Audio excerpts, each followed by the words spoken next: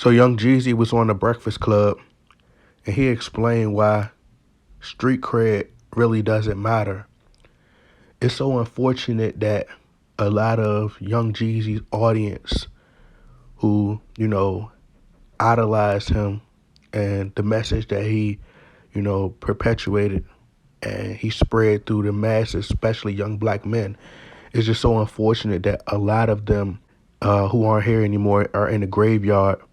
And it's sad because, they didn't get to evolve with Young Jeezy. I'm not gonna do too much talking. I want to hear what Young Jeezy got to say, and then I'm gonna, give my commentary after. And I'm glad that somebody like you who's glorified the streets for so Right. long, you've gotten to the age where you like, you know what, street cred not important. Like, do you remember the Nah. first time you realized that, you came to that realization? Oh man, I really think that when you start walking in those rooms and you try and do business, nobody really care about what you done on the streets. You know what I'm saying? And then as a man, you know what I'm saying, you shouldn't care about, because what people think about me ain't none of my spiritual business. Mm-hmm. You know what I'm saying? Like it's just not.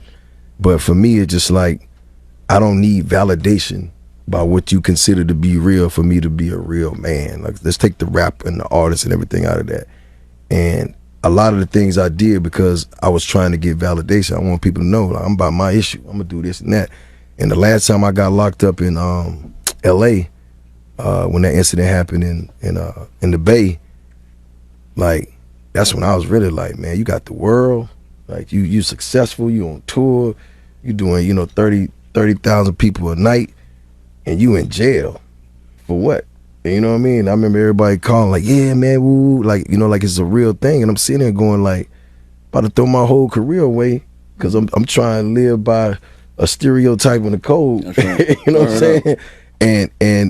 And if I do go to prison, ain't none of these people finna send me no money. They ain't finna write me. They ain't gonna look out for my kids. That's right. Come on, I watched it. Yeah, they gonna call you It's stupid. funny. Every time when I hear how, Young Jeezy speak now and how mature he is, I always think about that meme that surfaced on the internet where it says, Young Jeezy told your kids to trap or die. And they in the graveyard or they in prison. But his son graduated. A lot of people, children didn't graduate. A lot of them didn't make it. I think about that all the time. It's a wonderful thing to see the evolution of Young Jeezy. He's really mature. You see a lot of growth. And, just him as a person, not just a rapper or artist, but it's just so unfortunate that a lot of the young black men who worshiped him subconsciously, who are no longer here, didn't get to evolve. Rap music is like poison to our community, and it's destroying a lot of us. And this whole street cred, these rules, all these things weren't created by us. There's no snitching code. It wasn't created by us. And it's sad that, they gave us this game to play. And I always say, we live in a society where rules were created, but the people who created those rules don't live by those rules. This entire society is a walking contradiction. But as Young Jeezy said, street cred really don't matter. You can't use your street cred to get a job. You can't use street cred to pay your kids' way through school. You can't use street cred to help your family bury you. Street cred don't stop you from going to prison. What does it really mean? It's an illusion. It's all a facade. You can't use street cred to buy food, to buy your kids food to eat. What does street cred do for you? Like, what does it really mean to have street cred? People who really don't love you, that are turning their back on you with the quickness. With the quickness. You can't pay your bills with street cred. If you don't pay your bills, you don't pay your rent, you think the sheriff department gonna come to your door and say, hey, you got that street cred? Oh, you good. No matter what you've done in life, your reputation, it don't matter. You could be behind the scenes. It's some of the most horrible people behind the scenes. The people that's owning these record labels. You don't know none of these people. the owner of the corporation that you work at. You don't know these people. You don't know their sexuality. You don't know what harm they did to people because they done got rich. They didn't get rich off of street cred.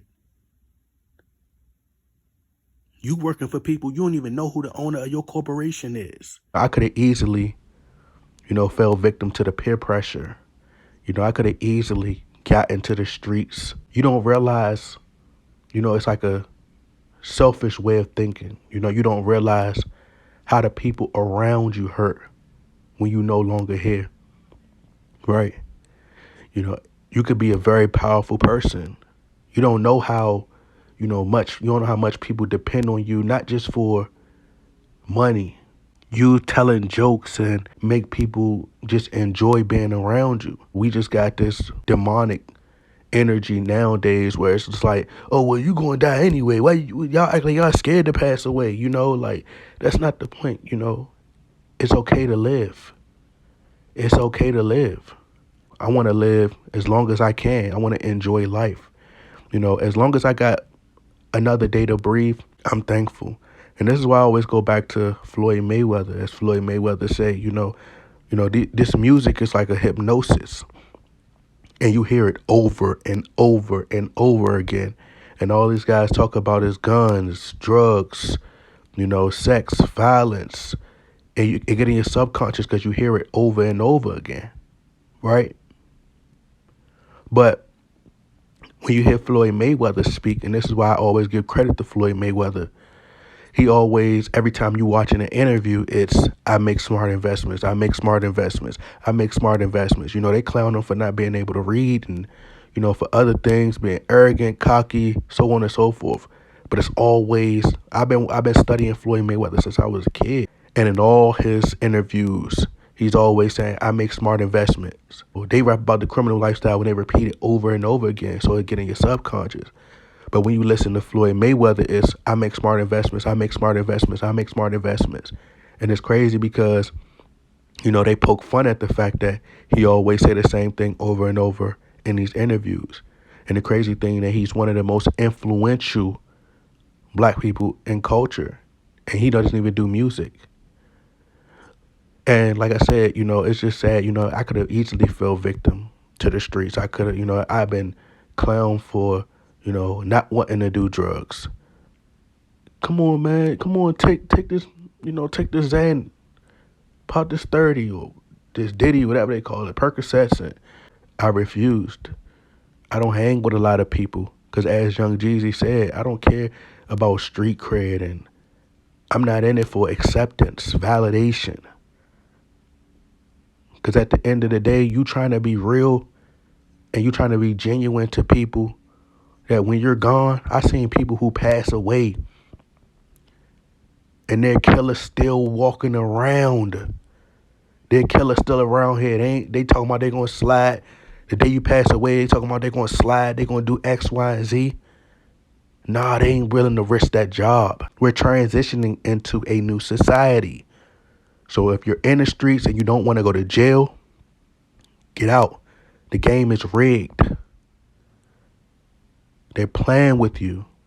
They're normalizing snitching. The whole no snitch code, it was all made up. Created by the elites. And they want you to play the game. And now they normalizing snitching. So when they make snitching cool, you have no chance. The women, they gonna just move on to the next. When you gone, and this is what I told my nephew when we went to my cousin's funeral, another person who looked up and idolized Young Jeezy. I told him, I said, you see all these women in here? You see all these fake people in here? And now that he gone, I guarantee you, they probably gonna start dating the ops. They gonna move on to the next person. They showed you all this fake love.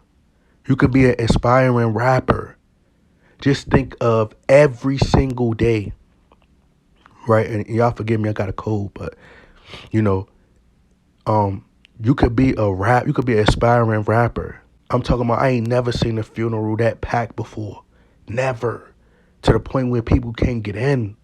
We go inside, I'm telling my nephew, I'm like, just imagine if Everybody that was in here today shedding fake tears, sad, emotional.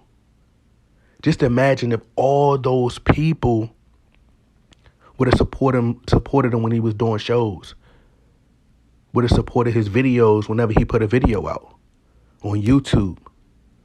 What if they would have paid every night, bro? If they would have paid, bro, can you just imagine if people paid $10 to $20 like they would pay a young Jeezy when they come to town if they was to support a local artist?